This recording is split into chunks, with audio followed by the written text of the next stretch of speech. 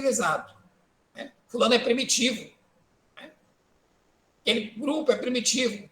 Eu sou civilizado. Né? Então, esse pensamento é um pensamento que, mesmo que a gente, às vezes, não queira, a gente fica preso a ele, porque ele foi usado durante séculos, né, para justificar a dominação, justificar a exploração, justificar o controle de povos, de comunidades, umas sobre as outras. Né? Então, a colonização da América primeiro, depois da África, da Ásia, e, por fim, da Oceania, foi o último continente a ser colonizado, se deu muito por conta desse pensamento, né? De justificar a necessidade desses povos conhecer a civilização, coisas que eles não conseguiam, o desenvolvimento, coisas que eles não conseguiriam se não fosse com a ajuda dos povos desenvolvidos, das civilizações. Daí a necessidade de se passar do primitivo para o civilizado. Certo, jovens? Alguma pergunta até então sobre esses conceitos? Não, Etnocentrismo, professor. Tudo certo. darwinismo social, né? O etnocentrismo? Alguma pergunta? Hein, jovens? Tudo certinho? Me respondam. Cadê a Dira que tá, sempre participa, está calada, não está escrevendo nada. A Yara também, as Marias Claras, cadê? A Luma, a Isadora, Julie, Daniele, tudo certo? Alguma pergunta? Hein, Jorge? Tudo certinho? Jovens, como eu normalmente faço, em decorrência aí desse limite que o Google está colocando agora nas aulas gratuitas, né? As chamadas gratuitas só podem ser no máximo de 1 hora, né? Então, eu vou encerrar agora essa primeira chamada. Vou abrir uma nova, vou compartilhar lá no grupo de vocês, nas salas 8, 9 e 10, turmas A, B e C. Turmas A, B e C. Tem aluno que ainda hoje não aprendeu que a sala 8 é turma a sala 9 é turma B e a sala 10 é turma C. Eu botei lá na prova turma, aí botaram 8, 9, 10. Não, turma é A, B e C. A é 8, B é 9 e C é 10. Né? Então, eu vou compartilhar com vocês lá nas turmas de vocês do WhatsApp esse novo link para vocês entrarem e a gente continuar a aula. Tá bom? Certo? Beleza. Quando isso, se quiserem tomar uma água, um café, fazer aí uma paradinha rapidinha, podem fazer, que é o tempo que eu recomeço aqui. Tá bom? Beleza? Ok. Estou encerrando.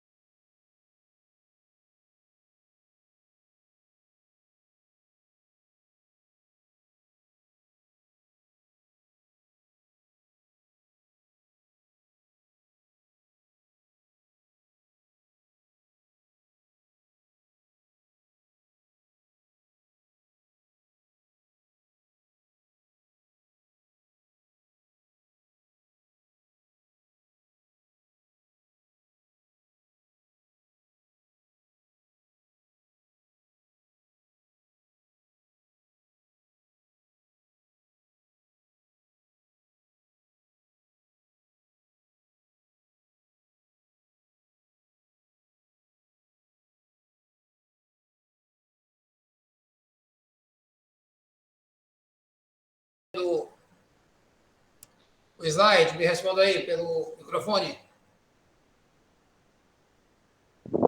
Sim.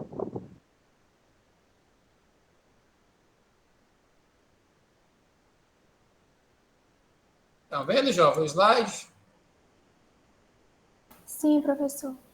Isso aqui eu queria ter mostrado no início da aula, né? Diversidade cultural, formação das sociedades humanas, construção natural diversificada, choques e assimilações, novas culturas, né? É um resumo aí, um esquema daquilo que eu falei. Aí...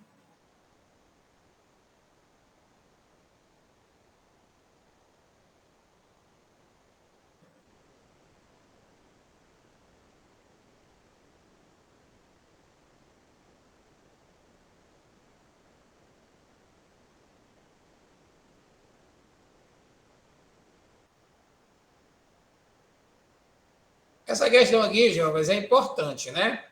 É uma questão que eu não tinha falado para vocês, vou falar agora. Raça ou etnia, né?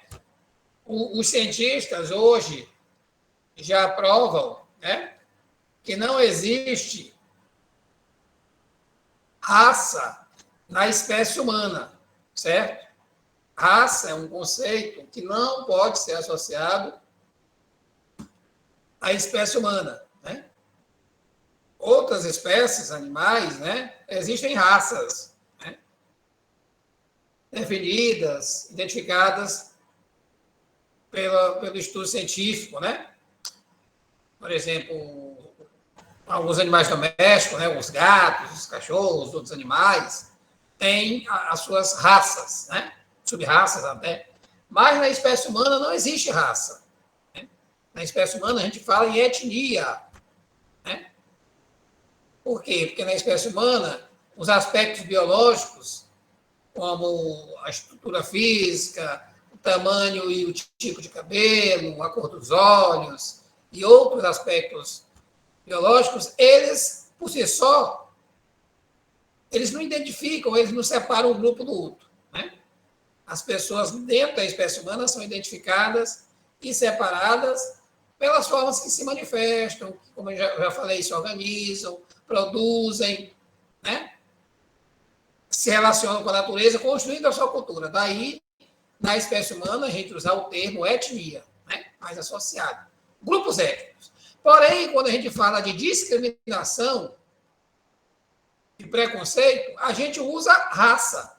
Por isso que a gente fala em racismo, né? Por quê? Porque normalmente os grupos étnicos, aqueles que são mais discriminados, que sofrem mais preconceitos, certo?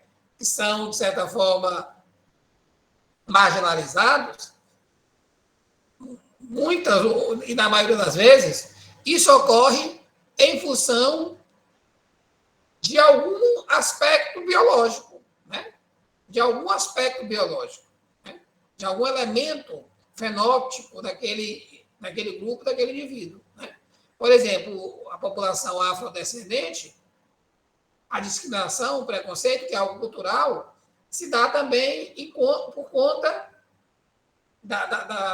daquele fenótipo, daquela cor de pele, né? Daquela cor de pele, que foi desde a colonização, né? Desde a colonização até hoje, que foi desde a colonização até hoje, é discriminada, certo?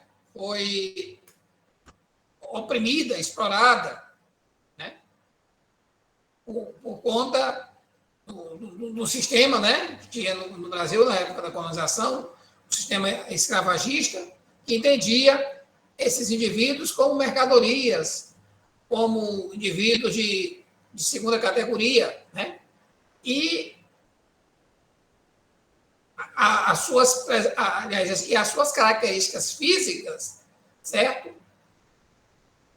Vamos dizer assim, ainda hoje são utilizadas para justificar por muitos a dominação, né, do grupo étnico sobre eles, né? Então, embora não exista raça na espécie humana, né, a gente, quando fala de preconceito e de discriminação, usa a ideia, o conceito de racismo, justamente para se entender isso, né? Se entender que aquela discriminação ali, ela não é só por conta de uma questão cultural étnica, é também uma questão biológica, né? Envolvendo a questão da cor da pele, né? Da pessoa, né? Tanto é que as pessoas negras, independente da sua condição social, elas sofrem preconceito, né? Elas são discriminadas, né? A gente pensa que é só o negro pobre que é discriminado, não. O negro com boas condições, muitas vezes, ele sofre algum tipo de preconceito, mesmo que ele esteja hoje numa condição econômica, social, privilegiada em relação aos demais afrodescendentes. Mas ele, só por ser um afrodescendente, já sofre muita discriminação, muito preconceito, né? É por isso que a gente chama de racismo, né? Certo? Entenderam aí? Compreenderam? Me respondam aí.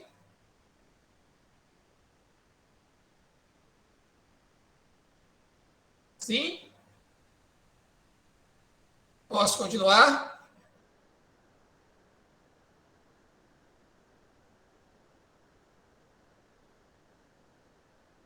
Esse Pedro Emanuel aqui, é o Moura ou é o... Qual é dos dois Pedro Emanuel que está aqui na aula? É o Moura, né? Que é o da sala 8, né? Da turma A. Não é isso, Pedro Emanuel? O lá da sala 10, como é o sobrenome dele? Como é? Como é, pessoal? Vocês aí que são da 10. Ô, Júlio, como é o sobrenome do Pedro Emanuel da sala de vocês, da turma C? Não lembro agora o sobrenome dele. Alencar, não sei, só se eu olhar aqui. Não tenho como olhar aqui agora, não. Vamos lá, depois eu vejo.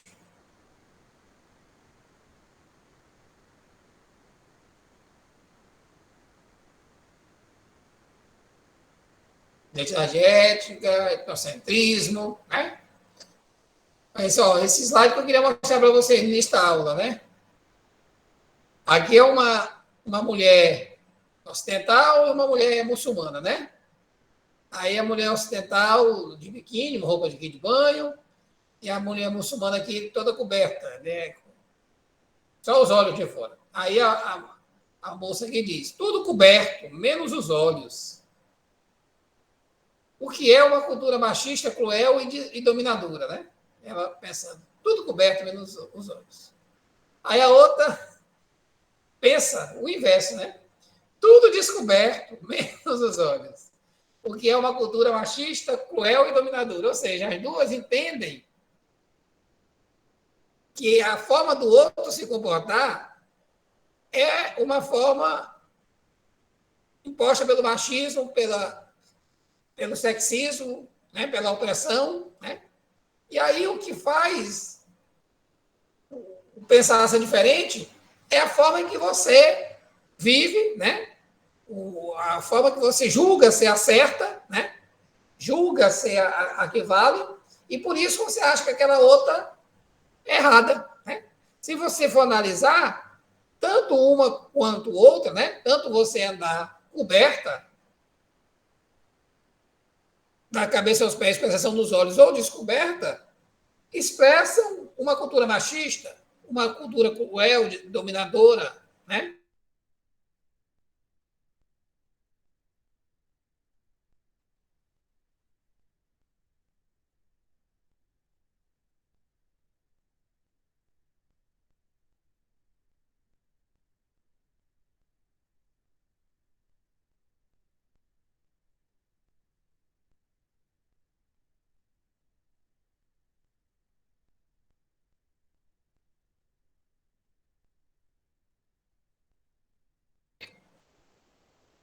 O relativismo cultural.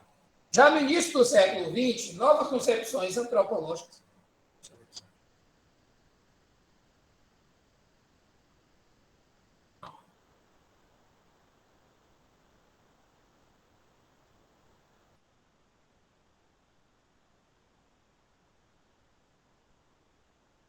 Já no início do século XX, novas concepções antropológicas contrapuseram-se ao evolucionismo, tais como a do alemão Franz Boas, né?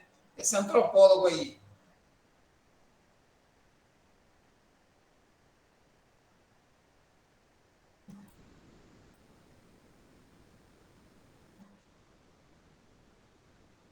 Veio ali do final do século XIX para o início do século XX. Franz Boas, primeiro a ressaltar a importância do estudo das diversas culturas em seu próprio contexto. Boas defendia não haver cultura superior ou inferior, nem valores culturais universais. Para ele, deveriam ser considerados fatores históricos, naturais e linguísticos que influenciavam o desenvolvimento de cada cultura.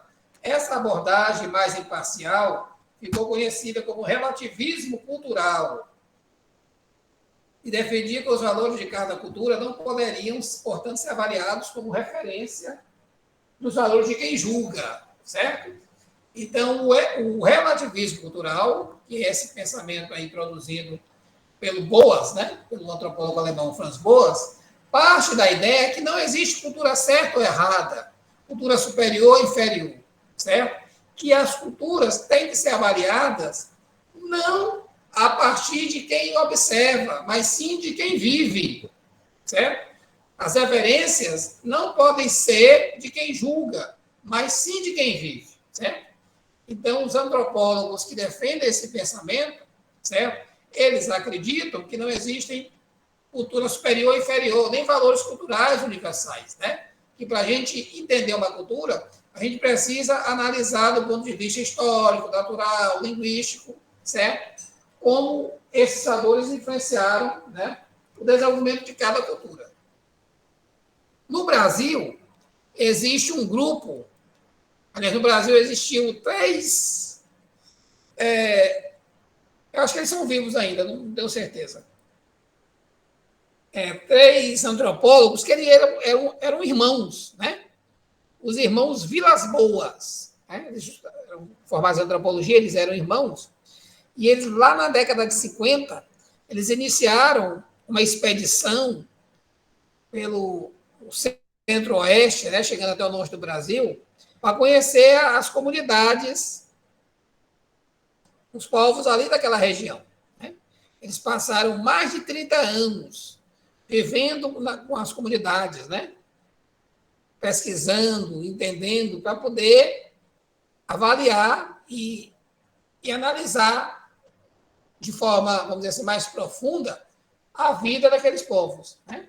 Inclusive, teve até um documentário da Globo, um filme, também uma série, que falava sobre isso, né? Os irmãos, a saga dos irmãos Vilas-Boas, que é Xingu, né? É um filme. Xingu era lá a região ali no sul do Pará, no norte do Mato Grosso, onde eles ficaram lá estudando os povos originários, né? As comunidades. Né? Então, essa forma de compreender o outro, a outra cultura, a partir dela, e não do que você acha certo ou errado, né? A partir dos valores históricos, geográficos, né? Naturais, linguísticos, etc., né? Onde você parte da premissa que não existe certo ou errado, nem superior ou inferior, é um pensamento que a gente chama de relativismo cultural. Ou seja, você tenta analisar o comportamento cultural do outro a partir dele e não do seu. Né? Não do seu. Isso é um pensamento hoje moderno, né? Que influencia de forma muito, na minha opinião, positiva a antropologia e as demais culturas, né? E os demais pensamentos, por exemplo, e os demais comportamentos. Né? Eu acho que vocês viram, devem ter acompanhado alguma coisa aí sobre as Olimpíadas, né? Os Jogos Olímpicos, a Globo transmitiu, e passou algumas coberturas, né? Especialmente dos atletas brasileiros. Teve uma atleta brasileira, a mais nova, até hoje, a conseguir uma medalha, né? A Raíssa Leal, que inclusive é minha conterrânea, né? Eu sou maranhense, minha conterrânea aí da Julie, né? Nossa conterrânea, Julie, maranhense como a gente, lá de Imperatriz, do Maranhão. Uma garotinha aí de 13 anos que foi medalha de prata lá do skate, né? E ela foi transmitida, né, pela Globo, que era uma atleta aqui do Brasil, e lá na hora de receber a medalha, eu estava assistindo, ela estava no pódio junto com duas japonesas, né? A campeã que ganhou dela, que ficou em terceiro, eram japonesas, né? Só ela de brasileira lá no meio das japonesas. E eu não sei se vocês perceberam, enquanto ela estava feliz da vida, chorava, pulava, a japonesa não mexia o músculo do rosto. Né? Parece que estava ali assistindo aula de matemática, de física. Não demonstrava uma vibração. Parece que estavam esperando o lanche na escola. Né?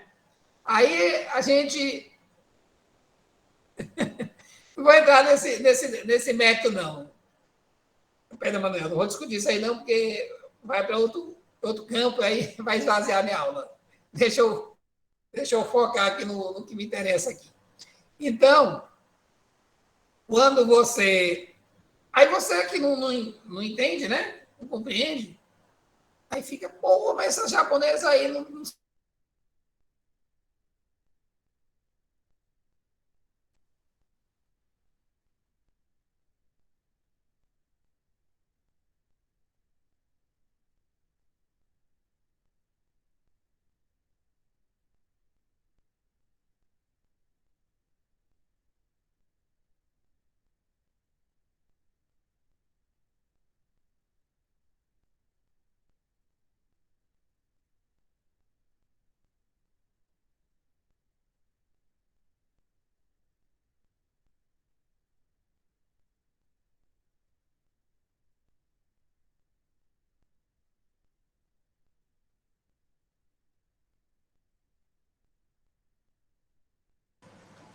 Voltei, jovens. Vocês me escutam?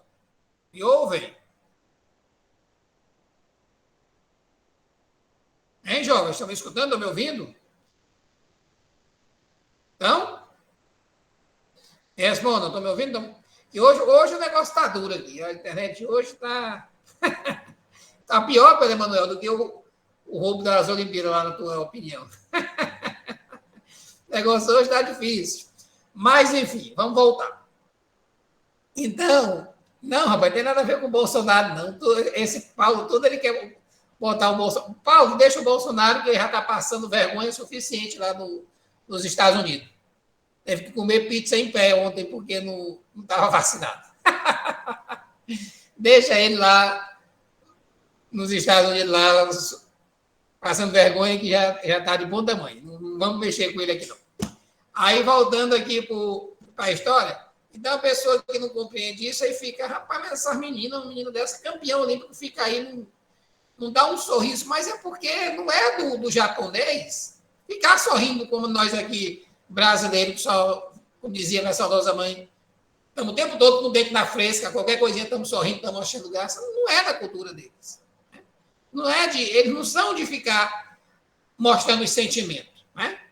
Lá em Tóquio, aqui você chega no shopping, né? Os casais de namorados estão se esfregando uns nos outros, se beijando, se cheirando, se mordendo. Sei lá em Tóquio, os casais nem beijar na boca um do outro na rua pode. Pode não. Só dentro de casa. Um beijo na boca do outro lá no meio dos outros, isso é um alvoroço medonho. Aí chamaria até a polícia. Por quê? Porque a forma de se comportar, de se relacionar, de entender, de se manifestar, é outra, diferente da nossa. É de outro jeito, não é como o nosso. Nós estamos certos? Não sei. Eles estão errados? Não sei. Né?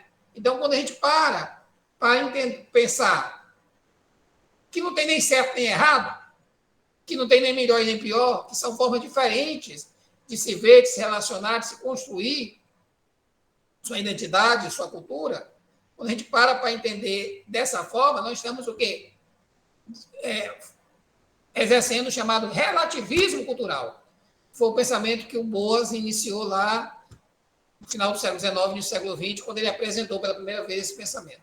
Não existe certo ou errado quando se analisa a cultura. A gente tem que analisar pelos olhos do outro, né? Então, da mesma forma que a gente pode achar que a japonesa lá não está interessada nem um pouco por ter sido campeã, eles lá podem pensar, também esse povo aí é exibido, olha, a menina ali fica rindo à toa ali, e é porque foi segunda se tivesse ganho, né? Então, quando a gente faz o julgamento, a gente corre o risco de estar sendo, vamos dizer assim, injusto com o outro, né? E não é por isso, é importante a gente tentar fazer esse relativismo, né? Tentar não julgar e analisar a partir das identidades que aquele outro grupo exerce. Certo, jovens? Até aqui, alguma pergunta? Alguma dúvida?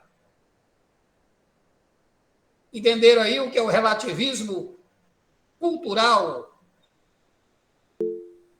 Sim, jovens? Respondam aí. Cadê? Davi, a Flávia, a Ellen, José Braga, Paulo Soares, a Vitória Kelly. Tudo certo? Beleza? Vamos continuar. Deixa eu botar aqui no slide de novo. Não, José Braga, tudo certo. Não tem problema não. Relaxe.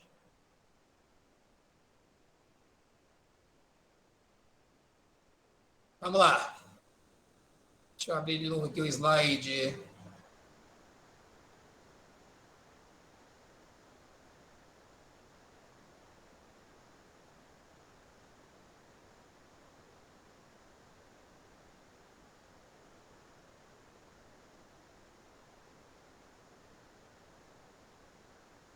Jovem, vamos falar agora sobre civilização ocidental e modernidade.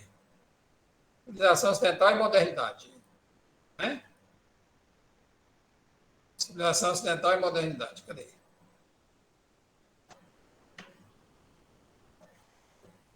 Ainda na antiguidade, o desenvolvimento técnico permitiu que determinados povos se deslocassem para regiões cada vez mais distantes, algumas geograficamente favoráveis a choques culturais, como o Oriente Médio, rota de passagem entre a Ásia e a Europa e o Mar Mediterrâneo, situado entre a Europa, África e Ásia. No entanto, nenhuma expansão se iguala em amplitude e diversidade de contatos a iniciada pelos europeus no século XV. Dominaram os ameríndios, né, os povos aqui originários aqui da América, e outros povos ao redor do mundo, integrando-os pela força militar, pelo domínio cultural, ao mesmo sistema econômico, o capitalismo comercial. A partir desse domínio, a cultura europeia, com seus valores e estrutura de organização social e política baseada no Estado Nacional, foi sendo imposta ao longo dos séculos aos povos da América, da África, da Ásia e Oceania, ao mesmo tempo que assimilava elementos culturais desses povos. No seio da civilização europeia, um período caracterizado por grandes conquistas tecnológicas e pelos estados nacionais absolutistas, está a origem da civilização ocidental moderna, consolidada com a Revolução Industrial e a Revolução Francesa. Certo? Então, a Revolução Industrial e a Revolução Francesa, elas possibilitaram que essa civilização ocidental moderna, certo? Que, como eu expliquei para vocês, surgiu com a expansão marítima europeia, certo? Com o domínio dos outros povos, né? Africanos, os ameríndios, os asiáticos, pelos europeus, muitas vezes pelo uso da força e do domínio cultural, permitiu que esses povos fossem integrados ao capitalismo comercial, certo? E tivessem seus valores e sua forma de organização social e política baseada na ideia europeia do Estado Nacional, certo? Então, a Revolução Industrial e a Revolução Francesa foram dois processos colaborados para isso. Por que elas? A Revolução Industrial, segunda metade do século XVIII, deu grande impulso ao desenvolvimento e à expansão capitalista, à acumulação de capital e à difusão das relações de trabalho assalariado. Além disso, introduziu a produção em massa e a padronização de mercadorias e expandir o comércio internacional. Ou seja, ao estabelecer a produção em massa, padronizar as mercadorias, expandir o comércio, expandir a acumulação do capital e a difusão das relações de trabalho assalariado, a Revolução Industrial possibilitou para a expansão desse pensamento ocidental, certo? Dessa civilização ocidental. A Revolução Francesa, 1789, com a difusão do tema liberdade, igualdade e fraternidade, contribuiu para a generalização do iluminismo e dos valores democráticos, de igualdade e dos direitos perante a lei. Né? Então, a Revolução Francesa, ela valoriza o individualismo, à medida que diz que todos são iguais perante a lei, né? Que é um pensamento que permanece ainda hoje, certo? Ou seja, você tem a substituição do absolutismo, do Estado absoluto, do poder do rei, perante sobre tudo, e passa o Estado agora ser movido pelos indivíduos, né? Pela ação dos indivíduos. Um dos aspectos marcantes da civilização ocidental e do próprio capitalismo é o individualismo, conceito segundo o qual a liberdade do indivíduo se afirma sobre a sociedade, como eu acabei de falar. Né? Ou seja, o pensamento individual ele é soberano ao pensamento coletivo. Né?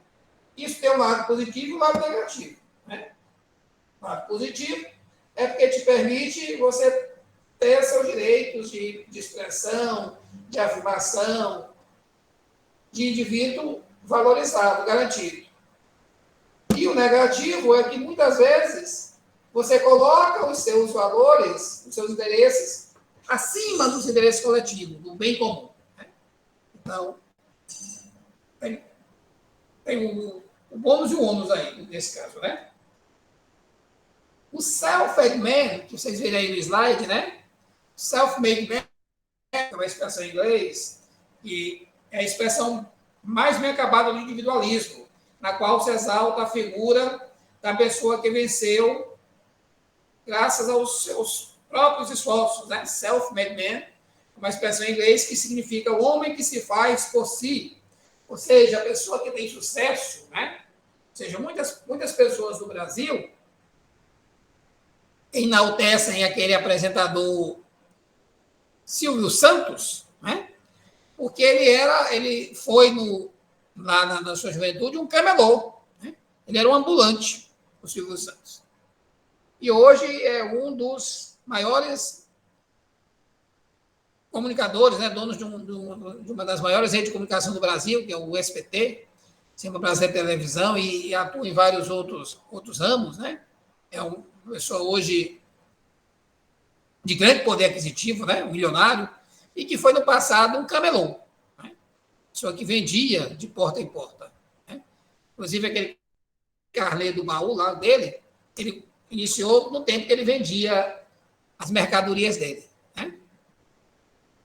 Então, essa experiência do Silvio Santos é passada para todo mundo como se fosse universal, né? Ou seja, todo mundo pode ser um Silvio Santos da vida desse.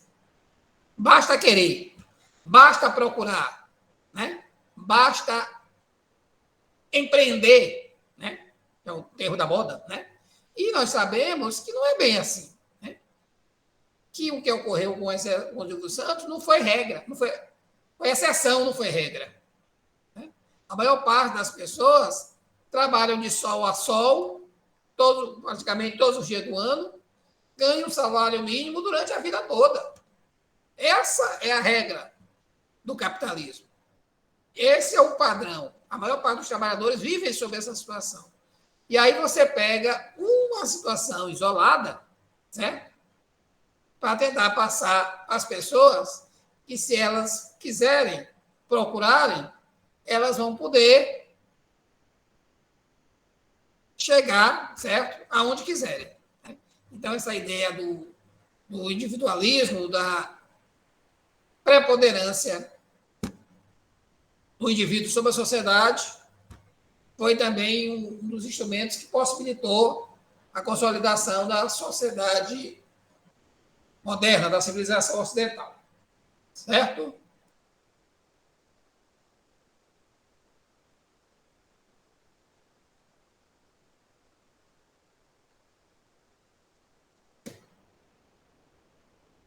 Outra importante característica da civilização ocidental é o consumismo, que está, de certa forma, alicerçado em dois princípios fundamentais da sociedade capitalista: a busca constante por inovação e a acumulação de bens. E a acumulação de bens. A sociedade estadunidense levou a noção do consumismo ao extremo. O desejo de bens e serviços é altamente estimulado e manifesta-se de cada vez mais voraz. Certo? Modernidade e cultura. Apesar da amplitude alcançada pela cultura europeia, com a disseminação de instituições, visões do mundo, modos de vida e valores construídos no interior da civilização ocidental, algumas sociedades coesas de cultura milenar não foram totalmente permeáveis à mudança de valores. No entanto, assimilaram técnicas e sistemas de produção e gerenciamento, inserindo suas economias nos padrões do mercado mundial, como é o caso do Japão, da China, da Coreia do Sul, da Índia e de outros países, inclusive muçulmanos. Que é aqui agora.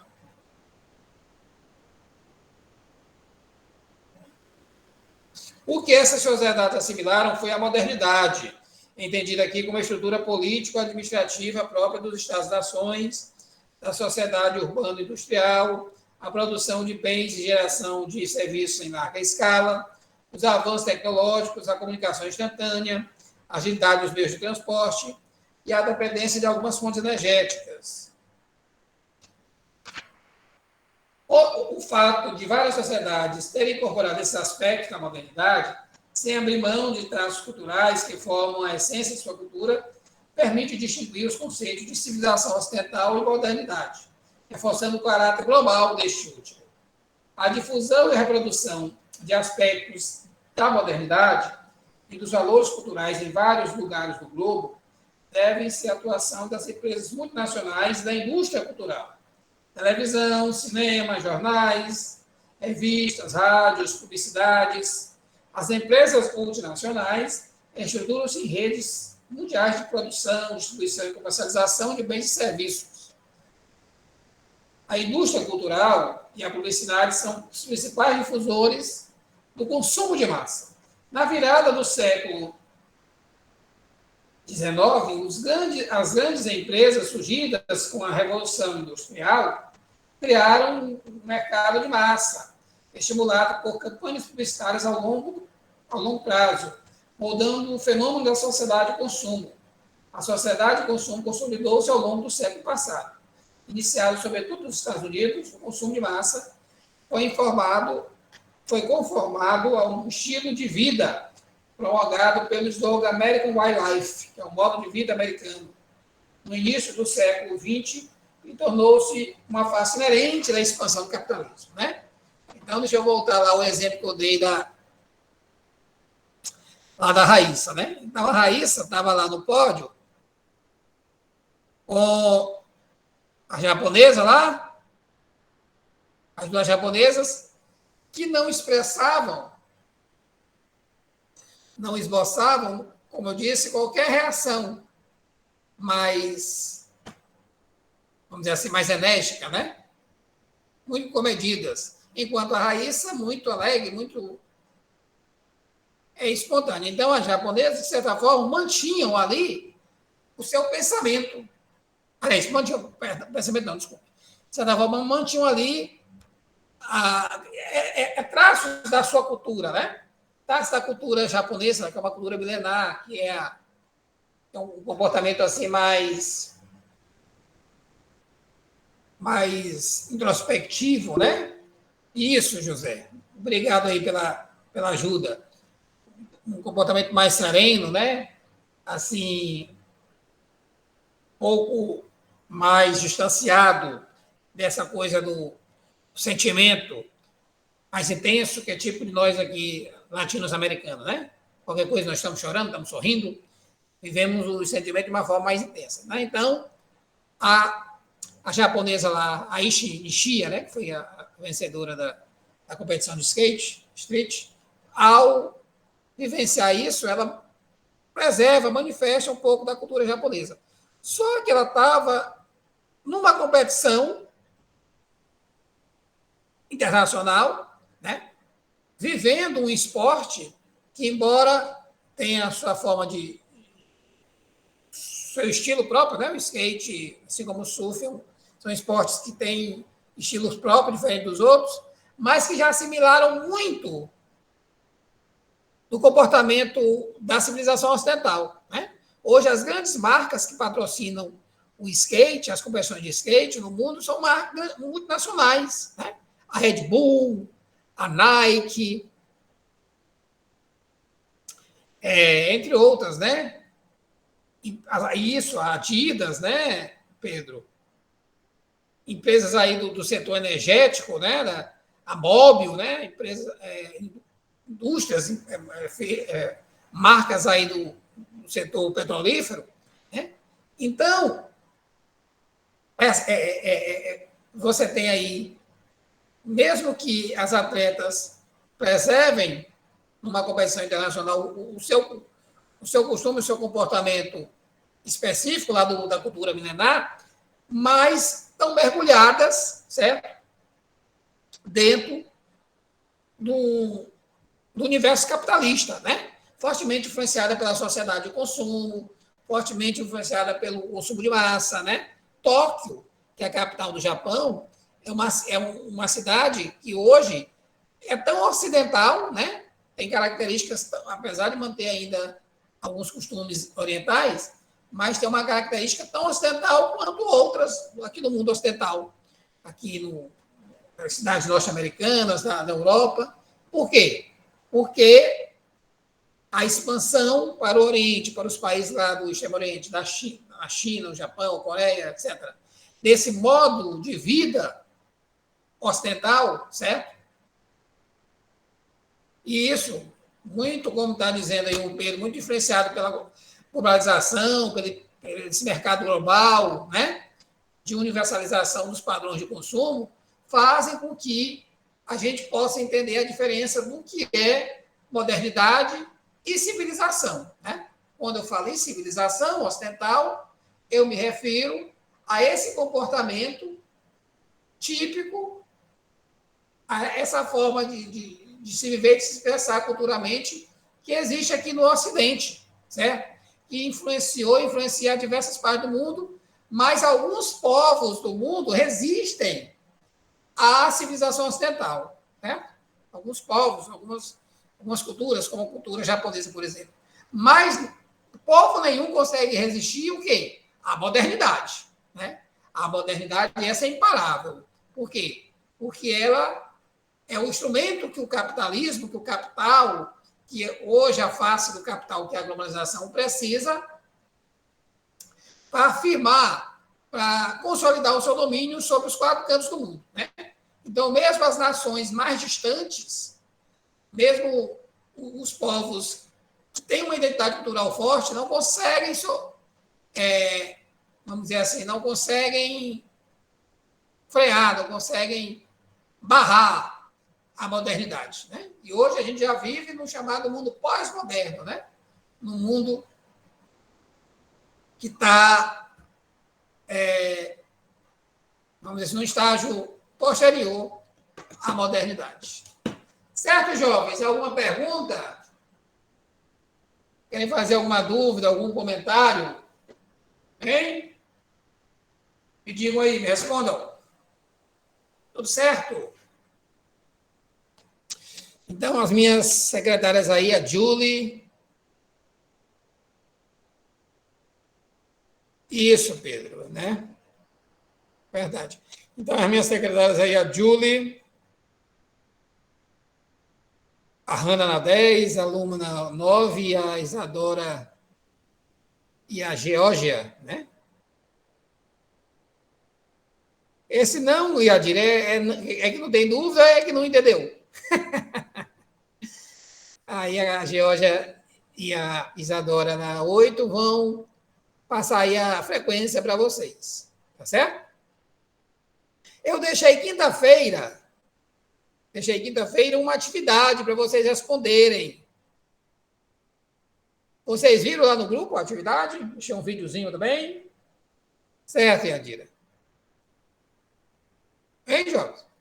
Vocês viram lá a atividade que eu deixei no grupo de vocês, lá na aula, na turma virtual? Respondo, viram ou não viram? Não. Não viram, não? Ah, Paulo, pois tem que ter tempo, Paulo. Tem que arranjar um tempo aí, nem que seja... O que é que tu faz de madrugada, Paulo? Hein? O que é, Paulo, que tu faz de madrugada?